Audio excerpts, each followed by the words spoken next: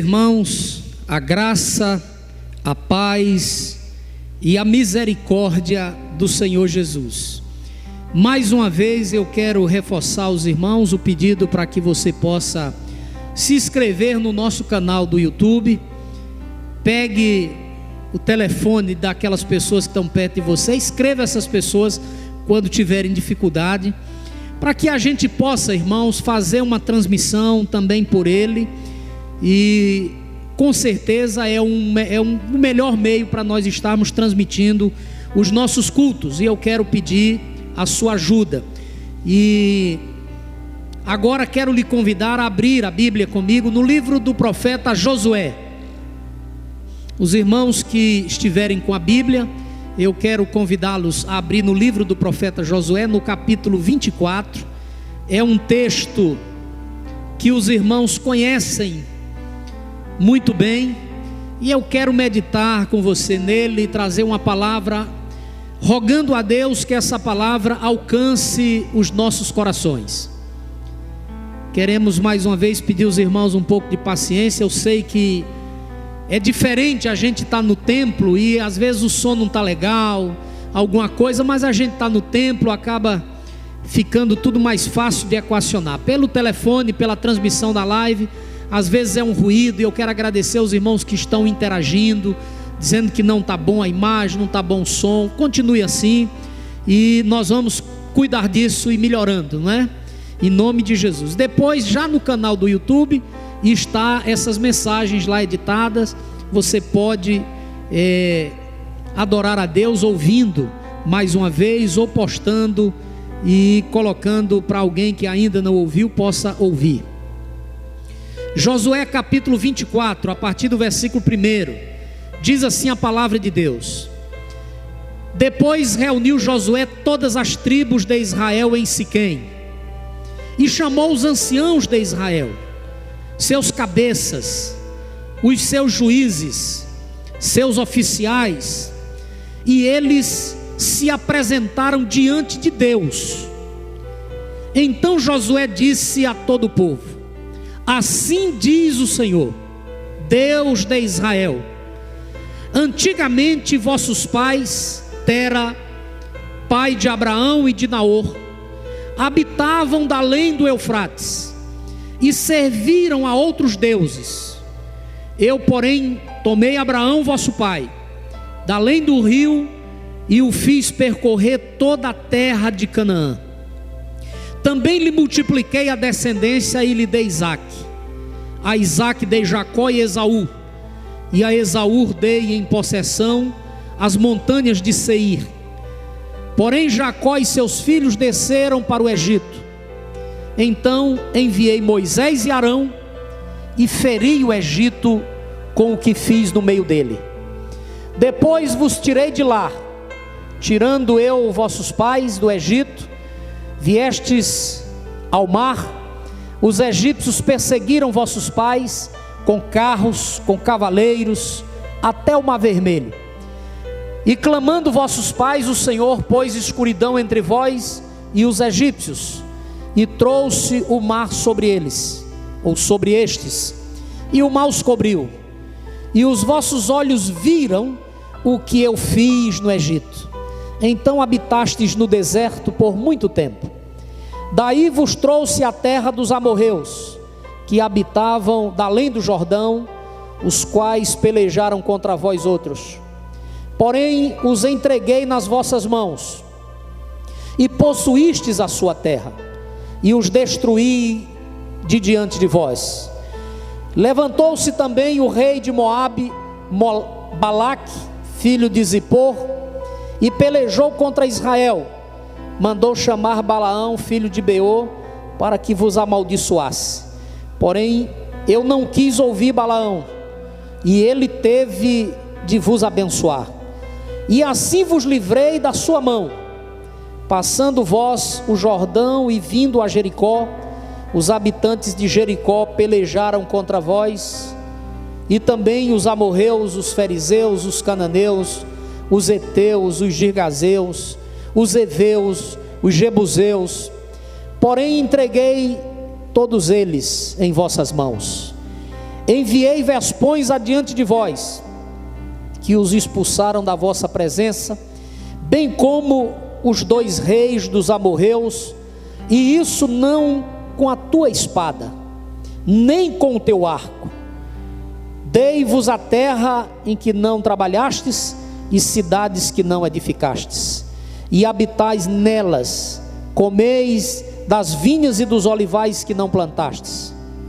Agora, temei ao Senhor e servi-o com integridade e com fidelidade.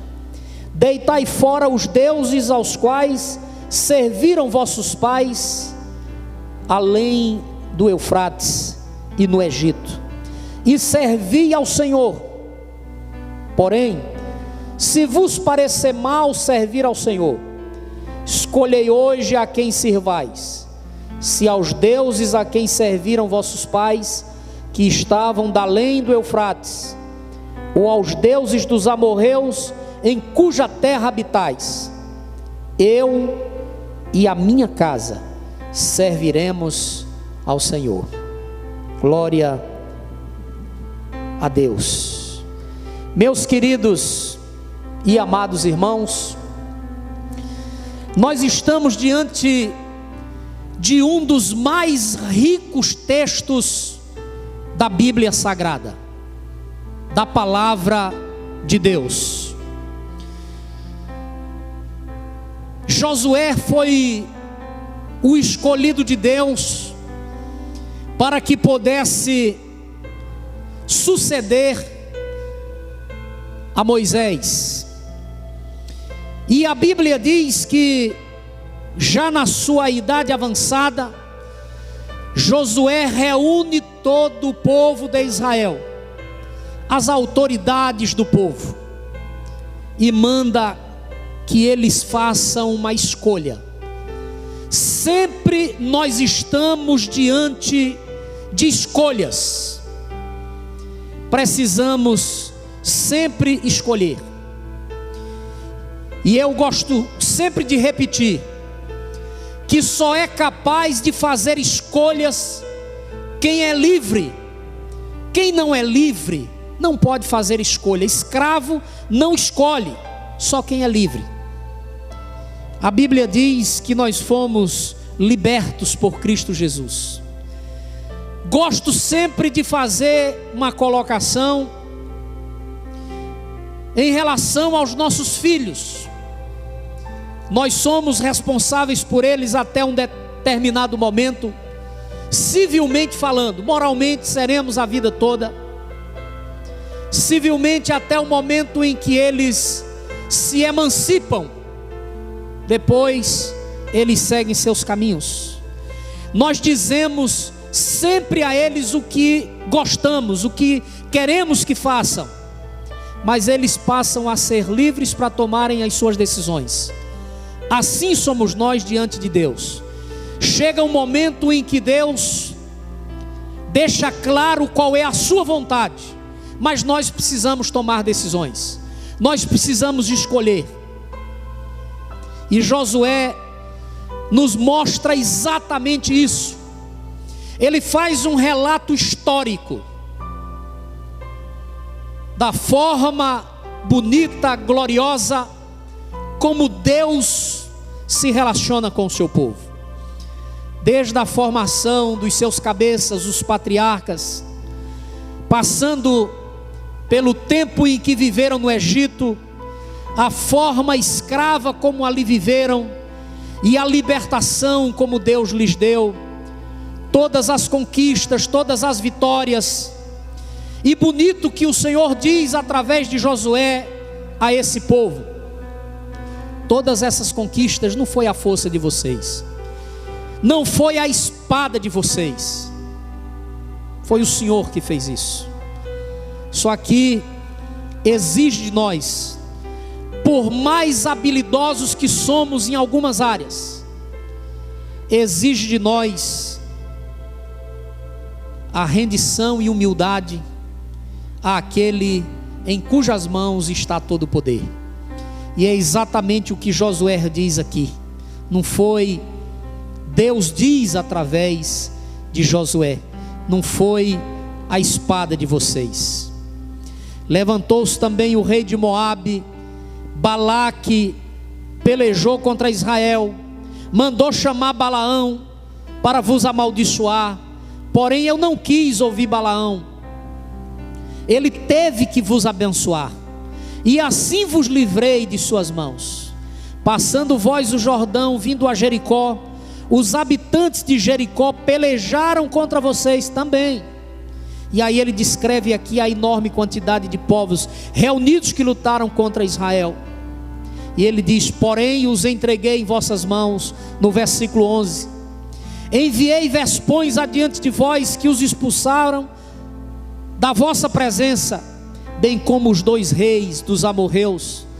E aí aqui na segunda parte do versículo 13 ele diz: e isso não com a tua espada, nem com o teu arco. Dei-vos a terra em que não trabalhastes, cidades que não edificastes e nelas habitais. Comeis vinhas e olivais que não plantastes. E aí agora ele coloca-os diante da escolha. Agora porém, aí ele diz o que eles devem fazer: temei ao Senhor e servi-o. Temer e servir com integridade e com fidelidade, e jogando fora os deuses aos quais serviram os vossos pais, da além do Eufrates e do Egito. Servi ao Senhor. E aí agora no verso 15 ele diz: porém, se vos parecer mal servir ao Senhor, escolhei hoje a quem servais, se aos deuses a quem serviram vossos pais, que estavam da além do Eufrates, ou aos deuses dos amorreus em cuja terra habitais. Eu e minha casa serviremos ao Senhor. Eu quero chamar a sua atenção para esses versículos 14 e 15, as expressões utilizadas por Deus através do profeta Josué. Depois de todo esse relato ele diz: agora pois temei ao Senhor. Irmãos queridos, nós não devemos nunca servir a Deus por medo, servir a Deus por ganância. Tem pessoas que têm medo, e aí eu lembro muito de pessoas que se converteram com medo de ir para o inferno, com medo de ser amaldiçoado, servindo a Deus com medo, se relacionando com Deus com medo. Não é razoável isso. A Bíblia nos ensina que servir a Deus deve ser por temor. Temor é adoração, é reverência, é dedicação a Ele de todo o nosso coração, reconhecendo quem Ele é. Como nós cantamos algumas vezes, que nós servimos a Deus não pelo que Ele faz para nós, mas pelo que Ele é, pelo que Ele representa. Não servir a Deus por barganha, por ganância. Tem pessoas que servem a Deus por causa da barganha, da ganância. Veja que foi exatamente isso que o diabo disse em relação a Jó, que era bom para Jó estar perto de Deus, porque Deus o sustentava muito bem, com recursos financeiros, com propriedades, com a enorme quantidade de pessoas que lhe cercavam, com saúde. E sugeriu que se Deus tocasse nessas coisas, Jó deixaria de lhe servir. E a gente tem a lição através da vida de Jó, que essas coisas lhe foram tiradas, e ele disse: Deus me deu, Deus tirou, bendito seja o nome do Senhor. E a expressão do texto diz que ele adorou a Deus. Então nós devemos servir a Deus por adoração, como a palavra inteira sugere para a gente, não por barganha, não por medo, por hipótese alguma, e não por culpa. Tem pessoas que se relacionam com os outros e vivem culpado a vida toda. Deus tirou de nós todas as nossas culpas. O perdão arranca de dentro de nós, de fato, tudo aquilo que não agrada a Deus e que faz mal à nossa alma. Deus fez isso para nos libertar. Josué faz ao povo agora essa proposta dizendo: temei ao Senhor e servi-o. Sirva a Deus por temor, por dedicação, sabendo quem Ele é.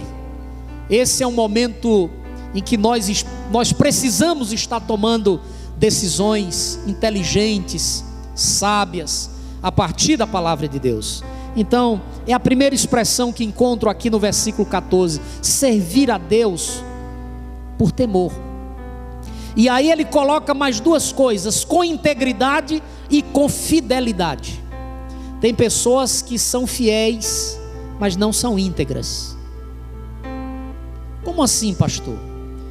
Eu quero sugerir a você um texto sobre isso, do pastor Ronaldo Lidório. Tem pessoas que elas são honestas, inclusive em assumir os seus erros e defeitos, mas elas não querem corrigi-los. Elas querem permanecer no erro.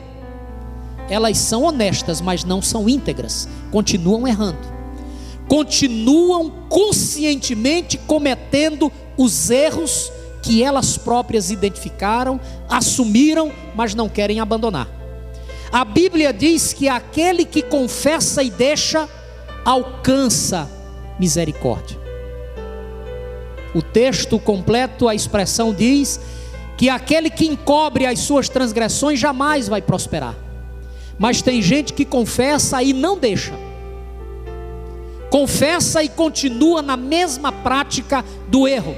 Aí está a diferença de servir às vezes com fidelidade, mas sem integridade. Josué chama o povo para as duas coisas: sirva a Deus por temor, sirva-o com fidelidade e com integridade, porque vocês precisam abandonar a idolatria, vocês precisam abandonar o apego que tem à cultura produzida pela idolatria dos falsos deuses a quem serviram os vossos pais. É preciso que tudo isso seja jogado fora. Mas se parecer bem a vocês não servir ao Senhor, continue servindo os deuses dos amorreus e os demais que serviram vossos pais da além do rio Eufrates. Agora eu e a minha casa serviremos ao Senhor. Eu quero lhe convidar para refletir nisso e restaurar 3 altares ou 3 pilares da vida que são extremamente importantes. E para isso a gente precisa dessas coisas, da integridade, da fidelidade, para que a gente reconheça e abandone aquilo que não pode vir para a nossa experiência e para a nossa convivência de fé. Quais são os pilares, pastor? 3 pilares. Primeiro, a nossa relação com o Deus verdadeiro. Eu conversei com pessoas da igreja, irmãos, às vezes perturbados pelo que leem, pelo que escutam, de algumas pessoas que querem doutriná-las contra a simplicidade da revelação bíblica, da obediência à palavra, e essas pessoas se perturbam. Esses falsos doutrinadores são frívolos, como disse o apóstolo Paulo a escrever a Timóteo. E ele disse: olha, nos últimos dias alguns apostatarão da fé, por darem ouvidos a espíritos enganadores e a doutrina de demônios. Cuidado com os doutrinadores de demônios, eles são sutis, e a sutileza é para lhe afastar de Deus. A Bíblia diz que o Deus que nós servimos, Ele é triuno: Pai, Filho e Espírito Santo. Essa trindade claramente revelada e descrita com detalhes em todo o texto sagrado, é o Deus que nós precisamos servir. O Deus Criador, que se revela na pessoa do seu Filho Jesus Cristo. E Jesus, ao cumprir a missão de morrer e ressuscitar para nos resgatar, nele, sobe aos céus e diz: olha, eu vou preparar lugar para que onde eu esteja, vocês possam estar também, e eu voltarei outra vez para buscá-los. Ele fez a promessa e disse: agora vou mandar o Espírito Santo, o Espírito da verdade, que vai guiar, que vai conduzir vocês. Nós precisamos servir a Deus baseado nessa estrutura da revelação bíblica, que revela o seu caráter, os seus atributos e nada mais do que isso. É por aqui que nós precisamos estreitar o nosso relacionamento com Deus, o Deus criador e sustentador, que criou e que governa todas as coisas em perfeito e santo amor, que através do seu Filho Jesus Cristo redimiu e resgatou aqueles que no seu plano eterno foram eleitos para isso. Nós precisamos voltar a tê-lo como a nossa maior referência. Quando nós tivermos Cristo como a nossa maior referência na igreja, nós saberemos respeitar uns aos outros como corpo do Senhor Jesus Cristo, como nos ensina a Bíblia. Os nossos demais relacionamentos indiscutivelmente serão melhorados, meus queridos e amados irmãos. Por isso nós precisamos voltar a Deus, a relação nesses termos, e ao Espírito Santo. O Espírito Santo, que não é um vapor, que não é um vento, como de forma literal alguns interpretam assim pela expressão do texto, e querem tirar dele a personalidade da deidade, a personalidade divina, a personalidade de Deus. O Espírito Santo é Deus e é o diretor da igreja. Precisamos do Espírito Santo para nos ajudar, para nos conduzir em todos os momentos. Esse é o pilar do relacionamento com Deus, que nós precisamos fortalecer nesse momento. Segundo, a família. Eu tenho certeza que você que está do outro lado me ouvindo, deve ter alguns problemas, ou muitos problemas, ou pelo menos um problema. Ninguém tem uma família sem problema. Todos nós temos problemas na nossa família. Mas a família é uma instituição criada por Deus. A instituição que é composta de pai, de mãe e de filhos, como nós chamamos de célula máter da sociedade. É claro que tem pessoas nessa relação, por exemplo, filhos que são do coração, são gerados do coração. Mas eu quero lembrar a você que a família possui fundamentos, regras naturais e cíveis, que eu quero lembrar a você. Quando eu estou falando da família, eu estou falando de genética, eu estou falando do aspecto biológico. Nós não podemos civilmente, mas não podemos biologicamente deserdar a nossa família. Nós não podemos abandonar a nossa família. Você pode, repito, civilmente, você pode chegar no cartório, pode chegar diante de um magistrado, e pelo um processo legal você dizer: olha, eu quero que quando partir nada fique para fulano ou beltrano. Mas você jamais pode tirar dele o seu DNA, a sua genética. A família possui fundamentos e regras culturais, éticas, sociais, que ao mudar isso traz problemas severos, não apenas para o núcleo familiar, mas para toda uma sociedade. Durante anos nós estamos assistindo o mundo inteiro, não é apenas o Brasil e os péssimos políticos brasileiros que se empenham em desconstruir valores, apenas pensando no bucho e não em princípios, com raríssimas exceções. O mundo inteiro trabalha para desconstruir a família. A família possui regras que vão além disso, étnicas, religiosas, regras de fé. A Bíblia nos ensina que a família é uma instituição divina. Se você lê a Bíblia, especialmente os livros do Antigo Testamento e o início nos Evangelhos, você vai ver toda uma estrutura bibliográfica, ou melhor dizendo, a raiz genealógica, uma genealogia, uma estrutura familiar. Se não fosse importante, isso não estava descrito na Bíblia. Está descrito porque é importante, porque tem valor, porque tem princípio que não pode ser quebrado. E esse é um momento, irmãos, em que com todas as dificuldades, com todas as nossas lutas, nós precisamos reconhecer e fortalecer esse núcleo a partir da sua estrutura básica. É um grande desafio. Terceiro, para a gente caminhar para a nossa conclusão, o terceiro tripé, ou a terceira coluna, a terceira estrutura, é a igreja. A igreja também é uma instituição criada por Deus. Como a família, a igreja tem sua criação em Deus, e cujo cabeça é o próprio Senhor Jesus Cristo. Ele é o cabeça da igreja. Eu quero lhe convidar nessa noite, nesse culto, você que está nos acompanhando, não esqueça que esse momento é um momento de decisão.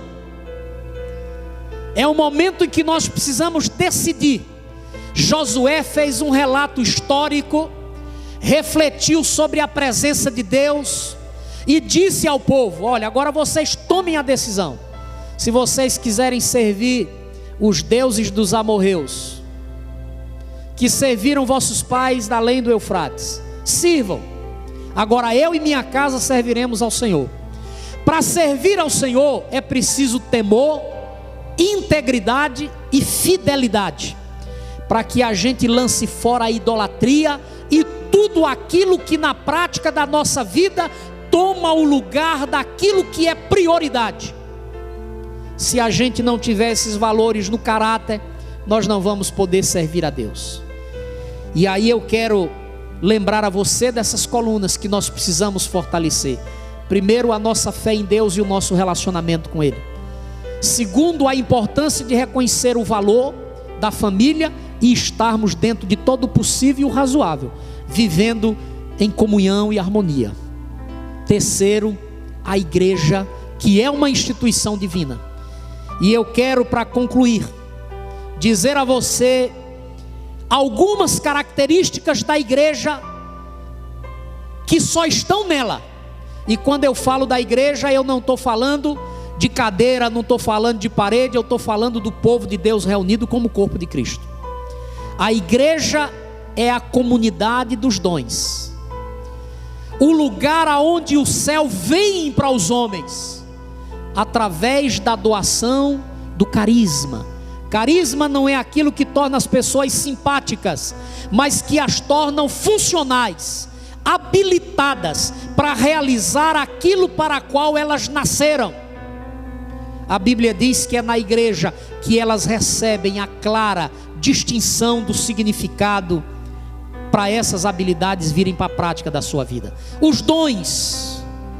Tem pessoas que possuem habilidades naturais, são mecânicos de aeronaves, de automóveis, são pessoas que lidam com a tecnologia de maneira brilhante, possui a graça comum e as habilidades naturais, mas não tem o dom do Espírito Santo, o dom que convence, que transforma, que muda, que os prepara para servir a Deus e cumprir a missão para a qual existem. É a comunidade dos dons, é aonde nós recebemos os dons pelo Espírito Santo, é na igreja. Isso não é, irmãos, privilégio do pastor, dos diáconos, mas de todos aqueles que são corpo de Cristo, que são igreja de verdade. A igreja é comunidade profética. A igreja é a embaixada do céu aqui na terra. Aqueles que querem desconstruir a igreja, aqueles que apontam para as regras do liberalismo teológico, para o ilusionismo retórico, que afasta as pessoas do eixo da fé bíblica, insistem em que você pode encontrar Deus em qualquer lugar. Eu quero dizer a você que na revelação bíblica, a igreja é a comunidade profética. E quando eu estou falando da igreja, eu repito novamente, eu estou falando do corpo de Cristo. As pessoas geralmente batem muito na igreja a partir da sua estrutura eclesiástica, da sua formação organizacional, esquecendo a sua verdadeira natureza, e que não há nenhuma organização humana que seja perfeita. Nós estamos, por exemplo, diante de um Estado falido, composto por incompetentes, por agentes incompetentes das mais diversas áreas que a gente possa imaginar, além de corruptos e incompetentes. E eu não vou entrar nessa área aqui para não sair do que eu quero dizer aos irmãos. Temos um Estado falido. Que organização seria a organização perfeita? Quem é que pode levantar a mão hoje contra a igreja? Nós temos uma estrutura médica, e eu quero louvar a Deus pela vida dos médicos, mas eu ouvi relatos de médicos, está aí centenas de relatos de médicos perdidos, sem saber como lidar com um vírus que está infectando e matando as pessoas. Porque nesse momento se recruta oftalmologista, por exemplo, para entubar pessoas. Eles não sabem. Eles lidaram a vida toda com olhos. Eles não sabem entubar ninguém. Quem pode levantar a mão contra a igreja? Os pinguços, os filósofos de boteco, até aqueles das altas cátedras das universidades, que levantam os dedos e formam suas opiniões contra a igreja. Não entre no discurso da ilusão e na retórica promovida por esses insubordinados frívolos, como chama a palavra de Deus. Entenda que a igreja, que é corpo de Cristo, ela tem a responsabilidade profética. Essa igreja tem a palavra de Deus, tem a bênção de Deus, e tem a condução de Deus, e a garantia de que as portas do inferno não prevalecerão contra ela. Essa é a igreja do Senhor Jesus Cristo. A igreja é uma comunidade missionária. A comunidade missionária a que me refiro em relação à natureza da igreja, não é apenas a missão de, num momento como esse, fazermos filantropia. Eu posso levantar os olhos e ver várias cestas básicas ali atrás, nos bancos da igreja, em cima de mesas, que nós estamos distribuindo aqui no Ibura, em Pontezinha, em Putinga. Estamos trabalhando. Mas quando estou falando da missão, não estou falando disso. Isso é apenas um detalhe da comunidade alternativa que ama e que cuida das pessoas. A igreja, como comunidade missionária, estou falando do seu papel missional. Estou falando da sua responsabilidade de plantar o reino de Deus, que está associado à sua mensagem profética, a pregação do evangelho de Cristo, do jeito que está escrito, como testemunha da verdade de Deus, inclusive na sua vida e no seu cotidiano. A igreja é a comunidade dos dons, a comunidade profética e a comunidade missionária. Quando eu estou falando da igreja como comunidade profética, eu não estou falando do rancho dos vasos, de gente que quer ir escutar adivinhação sobre um vizinho ou sobre a sua vida. Eu estou falando da comunidade profética que revela o Deus verdadeiro, o Deus triuno, como descrevemos aqui, Pai, Filho e Espírito Santo, a partir da revelação do texto sagrado e da experiência cotidiana com a relação a esse Deus Todo-Poderoso.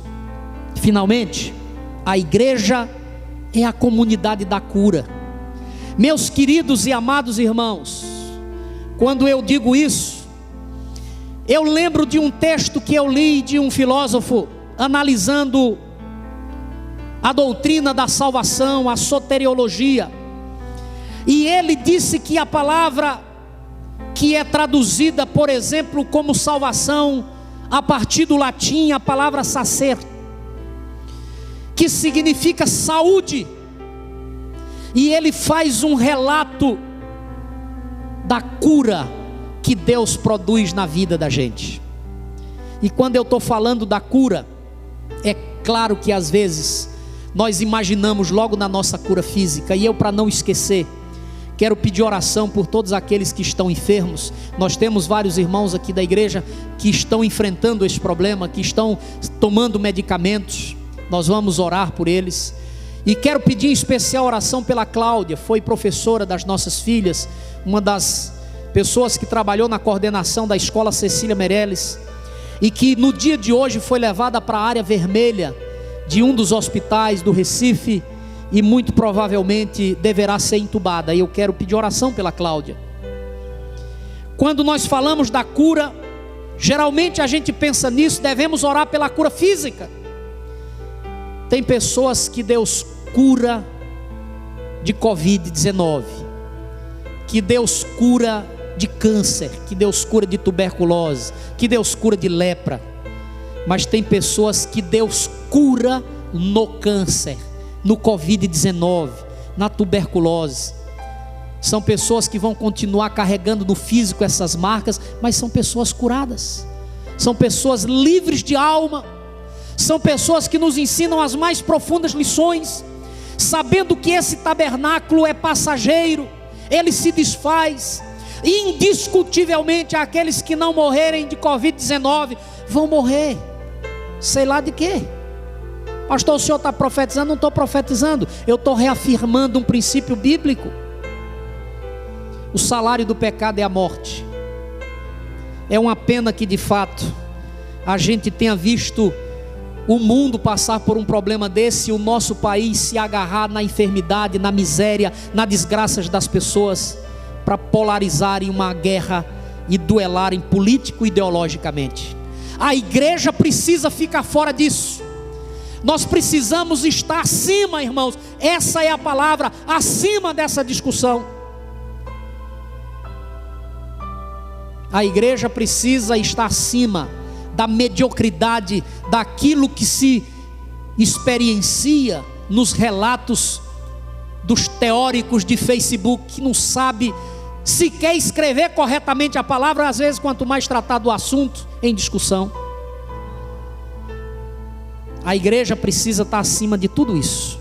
Portanto, eu quero lembrar a você, a igreja é a comunidade da cura. A igreja é a comunidade dos dons. A igreja é a comunidade profética. A igreja é a comunidade da missão, do serviço. Que Deus nos ajude, que Deus nos abençoe. Eu quero concluir e gosto de repetir mesmo, para você memorizar. Apesar de que vai ficar gravado, vai tanto para o YouTube como está na live, mas eu quero repetir para você. Nós lemos um relato do profeta Josué, que de forma brilhante faz um caminho pela história da presença de Deus conduzindo o seu povo. E aí diz a ele: olha, agora chegou o momento de servir ao Senhor, de temer ao Senhor e de servir ao Senhor. E aí eu digo aqui, servir a Deus pelo temor, e servir com integridade e com fidelidade. Por isso, mais uma vez, nós discutimos e refletimos nessa noite, para que você fortaleça esses 3 pilares ou colunas da sua vida. Primeiro, a sua relação com Deus. Deus Pai, Deus Filho e Deus Espírito Santo. É o nosso Deus, é o único Deus, não são 3 deuses, é o único Deus. Aqueles que nasceram de novo sabem muito bem como acontece essa relação. A relação na estrutura familiar é importante. Essa semana eu fiz uma palestra com o pastor Isaías, e a gente pensando na responsabilidade de educar, que passa basicamente por 3 instituições, e a primeira delas é a família. a fonte dos valores. A família é o nosso lugar básico. Tem muitos dos meus familiares que eu gostaria de alcançá-los. Vou fazer o que puder para alcançá-los. Mas como eu tenho a responsabilidade com duas pessoas, duas criaturinhas, que estão muito perto de mim, a essas eu preciso devotar o maior cuidado. São duas filhas, o meu núcleo básico, a minha responsabilidade básica. Claro que se amplia toda a minha estrutura familiar, mas aí nós temos uma responsabilidade, meus queridos e amados irmãos. Falamos da responsabilidade do Estado educar, não tutelar, não mandar, não apropriar-se dos nossos filhos, para fazer deles o que ideologicamente eles querem fazer.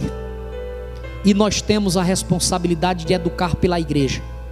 A igreja é uma agência de educação de valores, de educação do reino de Deus. Eu quero lembrar a você como é importante refazer essa coluna da família. É tão difícil, não tem nada fácil. Jesus não nos ensinou facilidade em canto nenhum. Os que andam atrás de mágica e de facilidade têm muita dificuldade quando se deparam com o evangelho verdadeiro de Cristo. Agora, aqueles que são libertos pela expressão verdadeira do evangelho de Cristo, eles são pessoas libertas e livres, e enfrentam os dilemas e as lutas da vida com coragem, com determinação e com fé. Terceiro, nós precisamos fortalecer a igreja. E aí eu quero falar para você que é um crente, um servo de Deus, que nasceu de novo. É importante a igreja, e é importante a igreja local. É importante a sua igreja.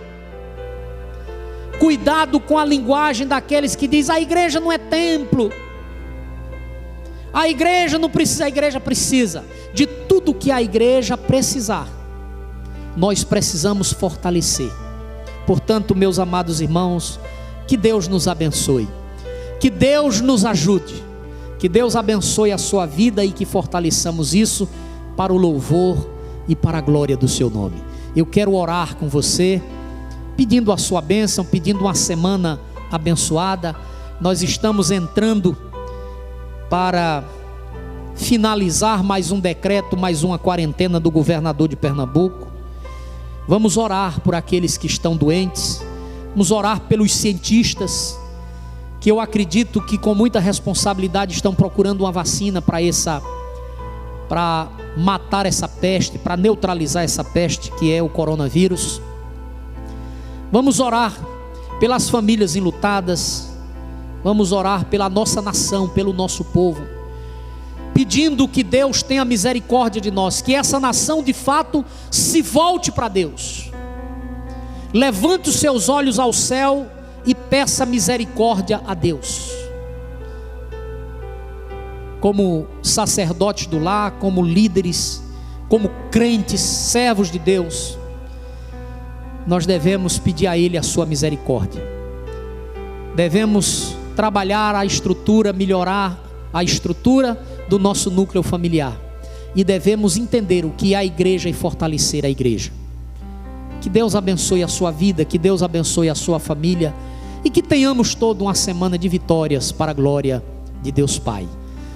Que o amor de Deus, o nosso eterno Pai, que a graça salvadora de nosso Senhor Jesus Cristo, que a comunhão, que o consolo e que a iluminação do seu Espírito seja sobre a minha e a sua vida, agora e para todo sempre. Amém e amém. Glória a Deus.